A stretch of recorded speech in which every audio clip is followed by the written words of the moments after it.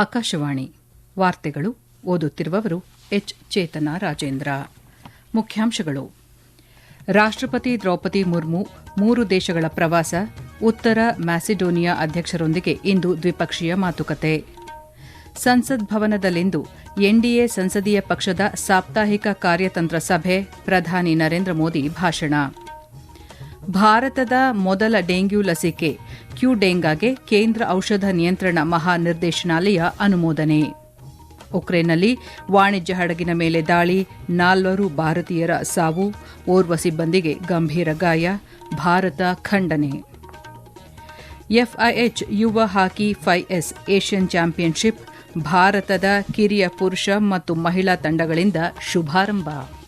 ವಾರ್ತೆಗಳ ವಿವರ.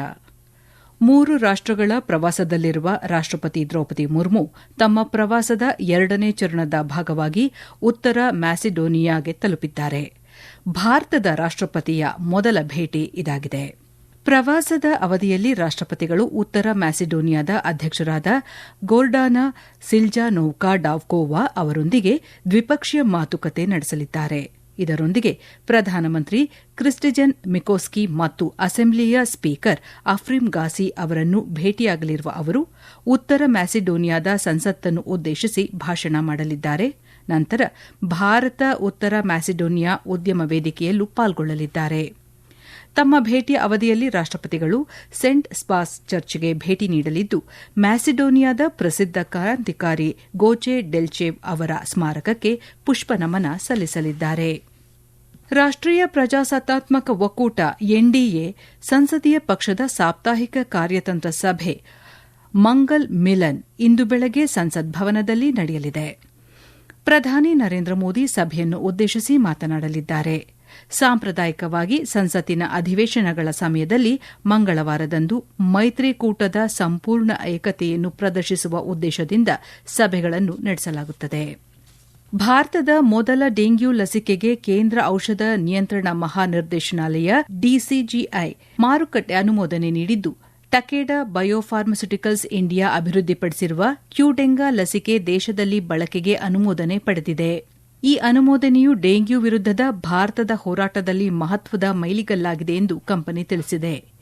4 ರಿಂದ 60 ವರ್ಷ ವಯಸ್ಸಿನವರು ಈ ಲಸಿಕೆಯನ್ನು ಪಡೆಯಬಹುದಾಗಿದ್ದು, ಈ ಹಿಂದೆ ಡೆಂಗ್ಯೂ ಸೋಂಕು ತಗುಲಿದೆಯೇ ಇಲ್ಲವೇ ಎಂಬುದನ್ನು ಪರೀಕ್ಷಿಸುವ ಅಗತ್ಯವಿಲ್ಲ. ಇತರ ಕೆಲವು ಡೆಂಗ್ಯೂ ಲಸಿಕೆಗಳಿಗಿಂತ ಭಿನ್ನವಾಗಿ ಕ್ಯೂಡೆಂಗಾ ಲಸಿಕೆ ಪಡೆಯುವ ಮೊದಲು ಸೋಂಕಿನ ಪೂರ್ವ ಪರೀಕ್ಷೆ ಕಡ್ಡಾಯವಿಲ್ಲ.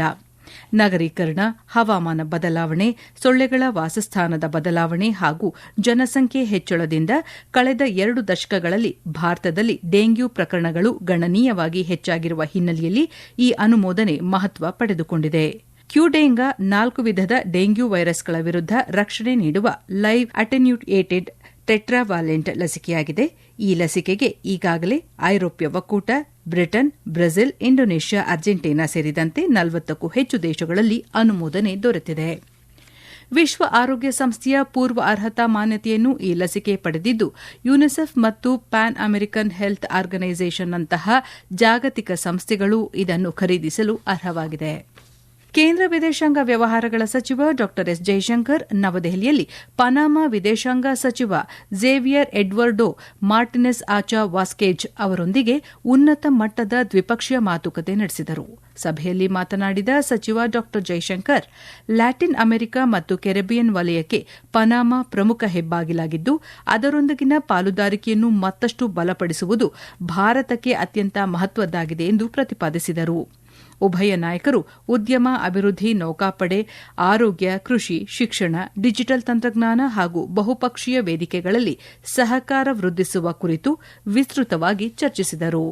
ಅಯೋಧ್ಯೆಯ ರಾಮಮಂದಿರದಲ್ಲಿ ಭಕ್ತರು ನೀಡಿದ ಕಾಣಿಕೆಗಳ ದುರುಪಯೋಗದ ಆರೋಪದ ಕುರಿತು ತನಿಖೆ ನಡೆಸಲು ವಿಶೇಷ ತನಿಖಾ ತಂಡ ಎಸ್ಐಟಿ ರಚಿಸುವ ಸಾಧ್ಯತೆ ಬಗ್ಗೆ ಉತ್ತರ ಪ್ರದೇಶ ಸರ್ಕಾರ ನ್ಯಾಯಾಲಯಕ್ಕೆ ಮಾಹಿತಿ ನೀಡುವಂತೆ ಸುಪ್ರೀಂಕೋರ್ಟ್ ಸೂಚಿಸಿದೆ.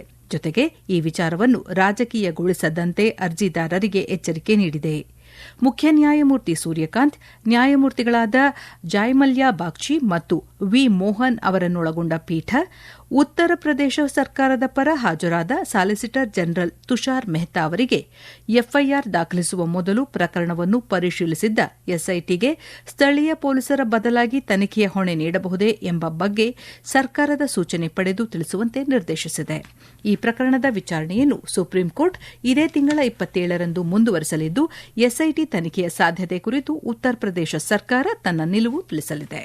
ಈ ವಾರ್ತೆಗಳನ್ನು ಆಕಾಶವಾಣಿಯಿಂದ ಕೇಳುತ್ತಿದ್ದೀರಿ. ಉಕ್ರೇನ್ನ ಒಡೆಸಾ ಬಂದರಿನಿಂದ ಹೊರಟಿದ್ದ ಎಂವಿ ಗೋಲ್ಡನ್ ಲಿಯೋ ವಾಣಿಜ್ಯ ಹಡಗಿನ ಮೇಲಿನ ದಾಳಿಯನ್ನು ಭಾರತ ತೀವ್ರವಾಗಿ ಖಂಡಿಸಿದೆ. ಈ ದಾಳಿಯಲ್ಲಿ 4 ಭಾರತೀಯರು ಮೃತಪಟ್ಟಿದ್ದು, ಒಬ್ಬರು ಗಂಭೀರ ಗಾಯಗೊಂಡು ಆಸ್ಪತ್ರೆಗೆ ದಾಖಲಾಗಿದ್ದಾರೆ ಎಂದು ವಿದೇಶಾಂಗ ಸಚಿವಾಲಯ ತಿಳಿಸಿದೆ. ಘಟನೆ ನಡೆದ ಸಂದರ್ಭದಲ್ಲಿ ಹಡಗಿನಲ್ಲಿದ್ದ 17 ಸಿಬ್ಬಂದಿ ಪೈಕಿ 5 ಭಾರತೀಯರು ಇದ್ದರು ಎಂದು ಸಚಿವಾಲಯ ತಿಳಿಸಿದೆ. ವಾಣಿಜ್ಯ ಹಡಗುಗಳನ್ನು ಗುರಿಯಾಗಿಸುವುದು, ನಾಗರಿಕ ಸಿಬ್ಬಂದಿಯ ಜೀವಕ್ಕೆ ಅಪಾಯ ಉಂಟುಮಾಡುವುದು ಹಾಗೂ ಸಮುದ್ರ ಮಾರ್ಗದ ಸಂಚಾರ ಮತ್ತು ವಾಣಿಜ್ಯ ಸ್ವಾತಂತ್ರ್ಯಕ್ಕೆ ಅಡ್ಡಿಪಡಿಸುವುದು ಖಂಡನೀಯ ಎಂದು ಭಾರತ ತಿಳಿಸಿದೆ. ಉಕ್ರೇನ್ನಲ್ಲಿರುವ ಭಾರತೀಯ ರಾಯಭಾರಿ ಕಚೇರಿ ಪರಿಸ್ಥಿತಿಯನ್ನು ನಿಕಟವಾಗಿ ಗಮನಿಸುತ್ತಿದ್ದು, ಸಂತ್ರಸ್ತರಿಗೆ ಸಾಧ್ಯವಿರುವ ಎಲ್ಲ ನೆರವು ಒದಗಿಸುತ್ತಿದೆ ಎಂದು ಸಚಿವಾಲಯ ತಿಳಿಸಿದೆ. ಮೃತಪಟ್ಟ ಭಾರತೀಯರ ಕುಟುಂಬಗಳಿಗೆ ಕೇಂದ್ರ ಸರ್ಕಾರ ತೀವ್ರ ಸಂತಾಪ ಸೂಚಿಸಿದ್ದು, ಗಾಯಾಳು ಶೀಘ್ರ ಗುಣಮುಖರಾಗಲಿ ಎಂದು ಹಾರೈಸಿದೆ. ಲೇಬರ್ ಪಕ್ಷದ ನೂತನ ನಾಯಕ ಆಂಡಿ ಬರ್ಹ್ಯಾಮ್ ಬ್ರಿಟನ್ನ ನೂತನ ಪ್ರಧಾನಮಂತ್ರಿಯಾಗಿ ಅಧಿಕಾರ ಸ್ವೀಕರಿಸಿದ್ದಾರೆ. ಪ್ರಧಾನಿ ಕೀರ್ ಸ್ಟಾರ್ಮರ್ ಅವರ ರಾಜೀನಾಮೆ ಹಿನ್ನೆಲೆಯಲ್ಲಿ 56 ವರ್ಷದ ಗ್ರೇಟರ್ ಮ್ಯಾಂಚೆಸ್ಟರ್ನ ಮಾಜಿ ಮೇಯರ್ ಆಗಿರುವ ಆಂಡಿ ಬರ್ನ್ಹ್ಯಾಮ್ ಅವರನ್ನು ನೂತನ ಸರ್ಕಾರ ರಚಿಸುವಂತೆ ರಾಜ 3ನೇ ಚಾರ್ಲ್ಸ್ ಅವರು ಆಹ್ವಾನಿಸಿದರು. ಇದಕ್ಕೂ ಮೊದಲು ಬ್ರಿಟನ್ನ ಪ್ರಧಾನಮಂತ್ರಿಯಾಗಿ ತಮ್ಮ ಅಂತಿಮ ಭಾಷಣವನ್ನು 10 ಡೌನಿಂಗ್ ಸ್ಟ್ರೀಟ್ನಲ್ಲಿ ಮಾಡಿದ ಕೀರ್ ಸ್ಟಾರ್ಮರ್ ಬಳಿಕ ರಾಜ ಚಾರ್ಲ್ಸ್ರನ್ನು ಭೇಟಿ ಮಾಡಿ ಅಧಿಕೃತವಾಗಿ ರಾಜೀನಾಮೆ ಸಲ್ಲಿಸಿದರು. ರಾಷ್ಟೀಯ ಹೆದ್ದಾರಿಗಳಲ್ಲಿ ಪ್ರಯಾಣವನ್ನು ಇನ್ನಷ್ಟು ಸುಲಭ ಮತ್ತು ಪ್ರಯಾಣಿಕ ಸ್ನೇಹಿಯನ್ನಾಗಿಸಲು ರಾಜ್ ಮಾರ್ಗ್ ಯಾತ್ರಾ ಮೊಬೈಲ್ ಆಪ್ನಲ್ಲಿ ಡಿಜಿಟಲ್ ಲೋಕಲ್ ಪಾಸ್ ಹಾಗೂ ಮಾರ್ಗಮಿತ್ರ ಸಹಾಯ ಕೇಂದ್ರ ಎಂಬ 2 ಹೊಸ ಡಿಜಿಟಲ್ ಸೇವೆಯನ್ನು ರಾಷ್ಟೀಯ ಹೆದ್ದಾರಿ ಪ್ರಾಧಿಕಾರ ಆರಂಭಿಸಿದೆ. ಡಿಜಿಟಲ್ ಸೇವೆಯನ್ನು ರಾಷ್ಟೀಯ ಹೆದ್ದಾರಿ ಪ್ರಾಧಿಕಾರ ಆರಂಭಿಸಿದ್ದು, ಈ ಕುರಿತು ರಸ್ತೆ ಸಾರಿಗೆ ಮತ್ತು ಹೆದ್ದಾರಿಗಳ ಸಚಿವಾಲಯ ಮಾಹಿತಿ ನೀಡಿದೆ. ಹೊಸದಾಗಿ ಪರಿಚಯಿಸಲಾದ ಡಿಜಿಟಲ್ ಲೋಕಲ್ ಪಾಸ್ ಸೌಲಭ್ಯದ ಮೂಲಕ ಅರ್ಹ ಪ್ರಯಾಣಿಕರು ಟೋಲ್ ಪ್ಲಾಜಾಗೆ ತೆರಳದೆ ರಾಜಮಾರ್ಗ್ ಯಾತ್ರಾ ಮೊಬೈಲ್ ಆಪ್ನಲ್ಲೇ ಮಾಸಿಕ ಟೋಲ್ ಪಾಸ್ ಅನ್ನು ಖರೀದಿಸಬಹುದು ಎಂದು ತಿಳಿಸಿದೆ.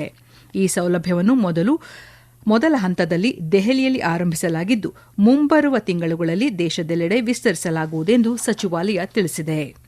ನವದೆಹಲಿಯಲ್ಲಿ ನಿನ್ನೆ ಯುನೈಟೆಡ್ ಅರಬ್ ಎಮಿರೇಟ್ಸ್ನ ಆರ್ಥಿಕತೆ ಮತ್ತು ಪ್ರವಾಸೋದ್ಯಮ ಸಚಿವ ಅಬ್ದುಲ್ಲಾ ಬಿನ್ ತೌಕ್ ಅಲ್ ಮರ್ರಿ ಹಾಗೂ ಅವರ ನಿಯೋಗದೊಂದಿಗೆ ಕೇಂದ್ರ ವಾಣಿಜ್ಯ ಮತ್ತು ಕೈಗಾರಿಕಾ ಸಚಿವ ಪಿಯೂಷ್ ಗೋಯಲ್ ಸಭೆ ನಡೆಸಿದರು. ಈ ಕುರಿತು ಸಾಮಾಜಿಕ ಜಾಲತಾಣದಲ್ಲಿ ಮಾಹಿತಿ ಹಂಚಿಕೊಂಡಿರುವ ಪಿಯೂಷ್ ಗೋಯಲ್, ಭಾರತ ಯುಎಇ ನಡುವಿನ ವ್ಯಾಪಾರ, ಹೂಡಿಕೆ, ಪ್ರವಾಸೋದ್ಯಮ ಮತ್ತು ಸಂಪರ್ಕ ವ್ಯವಸ್ಥೆ ಸೇರಿದಂತೆ ವಿವಿಧ ಕ್ಷೇತ್ರಗಳಲ್ಲಿ ದ್ವಿಪಕ್ಷೀಯ ಸಹಭಾಗಿತ್ವವನ್ನು ಮತ್ತಷ್ಟು ಬಲಪಡಿಸುವ ಮಾರ್ಗಗಳ ಕುರಿತು ಚರ್ಚೆ ನಡೆಸಲಾಗಿದೆ ಎಂದು ತಿಳಿಸಿದ್ದಾರೆ. ಅಮೆರಿಕ ಅಧ್ಯಕ್ಷ ಡೊನಾಲ್ಡ್ ಟ್ರಂಪ್ ಇರಾನ್ ವಿರುದ್ಧ ಭಾರೀ ಪ್ರತೀಕಾರ ಕ್ರಮ ಕೈಗೊಳ್ಳುವುದಾಗಿ ಎಚ್ಚರಿಕೆ ನೀಡಿದ್ದಾರೆ. ಜೋರ್ಡಾನ್ನಲ್ಲಿ 2 ಹಾಗೂ ಇರಾಕ್ನಲ್ಲಿ 1 ಸೇರಿದಂತೆ ಇತ್ತೀಚೆಗೆ 3 ಅಮೆರಿಕದ ಯೋಧರು ಮೃತಪಟ್ಟ ಹಿನ್ನೆಲೆಯಲ್ಲಿ ಇರಾನ್ ಇದಕ್ಕೆ ಹಲವು ಪಟ್ಟು ಬೆಲೆ ತರಬೇಕಾಗುತ್ತದೆ ಎಂದು ಅವರು ಹೇಳಿದ್ದಾರೆ. ಈ ನಡುವೆ ಅಮೆರಿಕ ಪಡೆಗಳು ಇಂದು ಇರಾನ್ ವಿರುದ್ಧ ಮತ್ತೊಂದು ಸುತ್ತಿನ ವೈಮಾನಿಕ ದಾಳಿಯನ್ನು ಆರಂಭಿಸಿದೆ. ಸಾಮಾಜಿಕ ಜಾಲತಾಣದಲ್ಲಿ ಮಾಹಿತಿ ನೀಡಿರುವ ಅಮೆರಿಕದ ಕೇಂದ್ರೀಯ ಕಮಾಂಡ್ ಸೆಂಟ್ಕಾಮ್, ಹೊರ್ಮುಜ್ ಜಲಸಂಧಿಯಲ್ಲಿ ವಾಣಿಜ್ಯ ಹಡಗುಗಳ ಮೇಲೆ ದಾಳಿ ನಡೆಸಲು ಬಳಸಲಾಗುತ್ತಿರುವ ಇರಾನ್ನ ಸೇನಾ ಸಾಮರ್ಥ್ಯವನ್ನು ಮತ್ತಷ್ಟು ಕುಗ್ಗಿಸುವ ಉದ್ದೇಶದಿಂದ ಈ ಕಾರ್ಯಾಚರಣೆ ನಡೆಸಲಾಗಿದೆ ಎಂದು ತಿಳಿಸಿದೆ. ಒಮಾನ್ನ ಮಸ್ಕಟ್ನಲ್ಲಿ ನಿನ್ನೆ ನಡೆದ ಎಫ್ಐಎಚ್ ಯುವ ಹಾಕಿ 5S ಏಷ್ಯನ್ ಚಾಂಪಿಯನ್ಶಿಪ್ 2026 ಪಂದ್ಯಾವಳಿಯಲ್ಲಿ ಭಾರತದ ಕಿರಿಯ ಪುರುಷ ಮತ್ತು ಮಹಿಳಾ ತಂಡಗಳು ಗೆಲುವಿನೊಂದಿಗೆ ತಮ್ಮ ಆಟ ಆರಂಭಿಸಿವೆ. ಟೂರ್ನಿಯ ಉದ್ಘಾಟನಾ ದಿನ ನಡೆದ ಮಹಿಳೆಯರ ವಿಭಾಗದ ಪಂದ್ಯದಲ್ಲಿ ಭಾರತ ತಂಡ ಕಜಕಿಸ್ತಾನವನ್ನು 8-3 ಗೋಲುಗಳಿಂದ ಸೋಲಿಸಿತು. ಪುರುಷರ ವಿಭಾಗದಲ್ಲಿ ಭಾರತ ತಂಡ ತನ್ನ ಮೊದಲ ಪಂದ್ಯದಲ್ಲಿ ಬಾಂಗ್ಲಾದೇಶವನ್ನು 7-3 ಗೋಲುಗಳಿಂದ ಮಣಿಸಿತು. ಕೊನೆಯಲ್ಲಿ ಮತ್ತೊಮ್ಮೆ ಮುಖ್ಯಾಂಶಗಳು. ರಾಷ್ಟಪತಿ ದ್ರೌಪದಿ ಮುರ್ಮು 3 ದೇಶಗಳ ಪ್ರವಾಸ, ಉತ್ತರ ಮ್ಯಾಸಿಡೋನಿಯಾ ಅಧ್ಯಕ್ಷರೊಂದಿಗೆ ಇಂದು ದ್ವಿಪಕ್ಷೀಯ ಮಾತುಕತೆ. ಸಂಸತ್ ಭವನದಲ್ಲಿಂದು ಎನ್ಡಿಎ ಸಂಸದೀಯ ಪಕ್ಷದ ಸಾಪ್ತಾಹಿಕ ಕಾರ್ಯತಂತ್ರ ಸಭೆ, ಪ್ರಧಾನಿ ನರೇಂದ್ರ ಮೋದಿ ಭಾಷಣ. ಭಾರತದ ಮೊದಲ ಡೆಂಗ್ಯೂ ಲಸಿಕೆ ಕ್ಯೂಡೆಂಗಾಗೆ ಕೇಂದ್ರ ಔಷಧ ನಿಯಂತ್ರಣ ಮಹಾನಿರ್ದೇಶನಾಲಯ ಅನುಮೋದನೆ. ಉಕ್ರೇನ್ನಲ್ಲಿ ವಾಣಿಜ್ಯ ಹಡಗಿನ ಮೇಲೆ ದಾಳಿ, 4 ಭಾರತೀಯರ ಸಾವು, ಓರ್ವ ಸಿಬ್ಬಂದಿಗೆ ಗಂಭೀರ ಗಾಯ, ಭಾರತ ಖಂಡನೆ. ಎಫ್ಐಎಚ್ ಯುವ ಹಾಕಿ 5S ಏಷ್ಯನ್ ಚಾಂಪಿಯನ್ಶಿಪ್ ಭಾರತದ ಕಿರಿಯ ಪುರುಷ ಮತ್ತು ಮಹಿಳಾ ತಂಡಗಳಿಂದ ಶುಭಾರಂಭ. ಇಲ್ಲಿಗೆ ವಾರ್ತಾ ಪ್ರಸಾರ ಮುಕ್ತಾಯವಾಯಿತು. ನಮ್ಮ ಮುಂದಿನ ವಾರ್ತಾ ಪ್ರಸಾರ 12 ಗಂಟೆಗೆ.